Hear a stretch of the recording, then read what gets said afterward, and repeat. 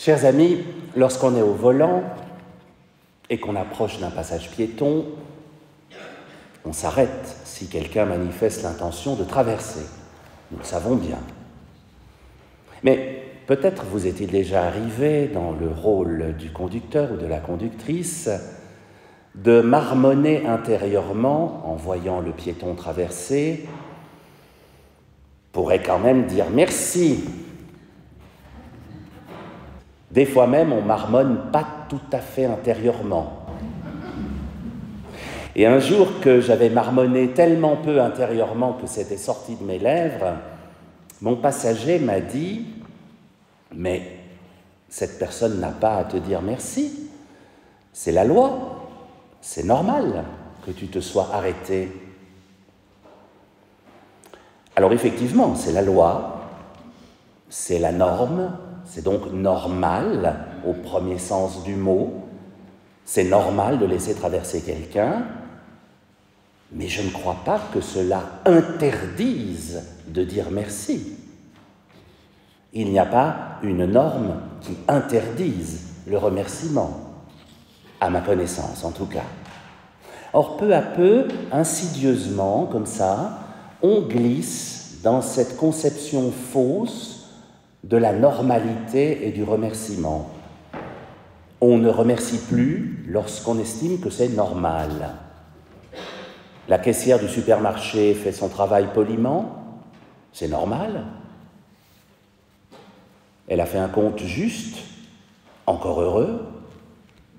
Le serveur du restaurant nous a bien servi, c'est normal. Il ne s'est pas trompé dans l'addition, encore heureux. Le chirurgien vous a bien opéré, vous êtes guéri, c'est normal, c'est son métier. Il ne vous a pas opéré la fausse jambe, encore heureux. Le prêtre est là pour la messe, il est payé pour ça, c'est normal. Et puis il y a intérêt à ce qu'il soit à l'heure. Vous avez remarqué, les fidèles ont le droit d'être en retard, mais le prêtre jamais. Je pose ça là, vous en faites ce que vous voulez. C'est très bien d'ailleurs que les fidèles aient le droit d'être en retard, parce que ça signifie qu'ici on est accueillis, qui que nous soyons et quelle que soit l'heure à laquelle on arrive. Et ça c'est très bien. Mais vous voyez ces petites phrases, il est payé pour ça, c'est son métier, manquerait plus que je lui dise merci. On les entend autour de nous, peut-être même dépassent-elles nos propres lèvres parfois. Par contre, s'il y a un seul défaut dans l'attitude de la caissière, du serveur, du chirurgien, même du prêtre, alors on va râler, parce que ça on sait faire en général. Et si possible, on va râler au-dessus. On va appeler le gérant du supermarché, le directeur du restaurant, le chef du département de la santé. On va écrire à l'évêque. Mais si tout va bien, c'est normal. Pourquoi est-ce que je dirais merci? Pourquoi est-ce que j'irais écrire à l'évêque pour dire que le prêtre est tellement bien? Peut-être que l'évêque serait tout content de recevoir ce genre de lettres aussi, de temps en temps. Peut-être que le directeur du restaurant serait tout content de recevoir une lettre pour dire combien on a été bien reçu ce soir chez lui. Peut-être que le directeur de l'hôpital serait très heureux de savoir combien nous sommes reconnaissants d'avoir été soignés dans sa maison. Peut-être même que le gérant du supermarché ne reçoit pas si souvent une lettre pour lui dire à quel point ses caissières sont sympathiques. Or, c'est le thème de tous les textes qu'on a entendus aujourd'hui. Alors, je vous entends penser, j'ai bien écouté les textes, il ne m'a pas semblé entendre ni une histoire de passage piéton, ni de supermarché, ni d'hôpital. Vous avez raison, ce n'était pas dedans. Mais dans la première lecture, le livre des rois, autant que dans l'évangile de Luc, nous avions des guérisons. Vous voyez qu'on est déjà plus très loin de mon exemple de médecin. Nous avions des guérisons de lépreux. Celle de Naaman, le général syrien, dans la première lecture, et puis celle de 10 lépreux de Samarie, et de Galilée dans l'évangile de Luc. Là, il ne s'agit plus du tout de guérison normale. Retrouver une peau de bébé lorsqu'on est lépreux, c'est de l'ordre du miraculeux, très clairement. Naaman, le général syrien, l'a parfaitement compris dans notre première lecture. Il revient, vous l'avez entendu, il revient pour remercier et il revient avec tout son entourage. Il veut absolument donner un cadeau au prophète Élisée. Il a compris que sa guérison vient de plus haut, qu'elle est miraculeuse, qu'elle vient d'une force qui le dépasse. Alors ça ferait assez bizarre si on revenait à l'hôpital vers le chirurgien qui nous a opérés avec toute notre famille pour lui demander quel cadeau je peux vous offrir. Il nous dirait « mais vous ne me devez rien ». D'ailleurs, le prophète dit à Naaman qu'il n'a rien besoin de lui offrir. Alors Naaman fait quelque chose de très beau, vous l'avez entendu. Il prend de la terre et il dit qu'à chaque fois qu'il priera Dieu désormais, il se souviendra de cette terre où il a été guéri. N'allez pas prendre un carreau de l'hôpital qui vous a guéri pour autant, hein.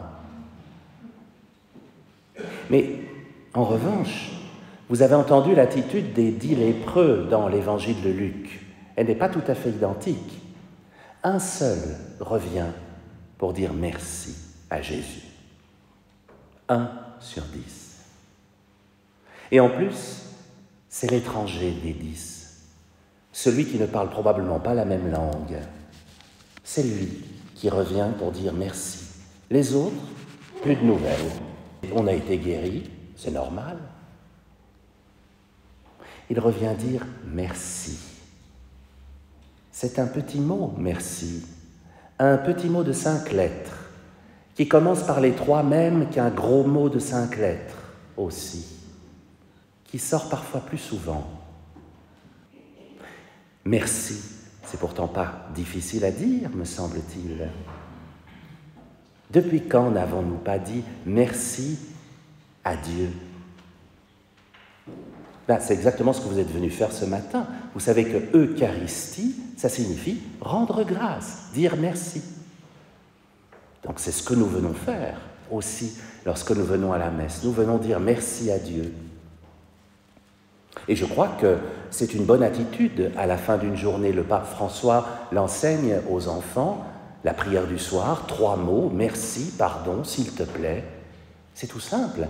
Et vous remarquez au passage que le merci est en premier. Le merci prime sur le pardon. Et a fortiori sur la demande.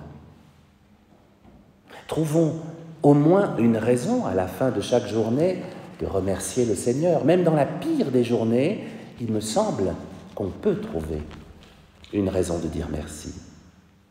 Paul disait dans notre 2e lecture qu'on n'enchaîne pas la parole de Dieu. Lui, Dieu, saura toujours nous dire merci.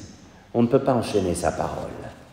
Il saura toujours nous parler d'une manière ou d'une autre. Mais nous enchaînons encore trop souvent notre parole à nous. Merci, pourtant. C'est si facile à dire.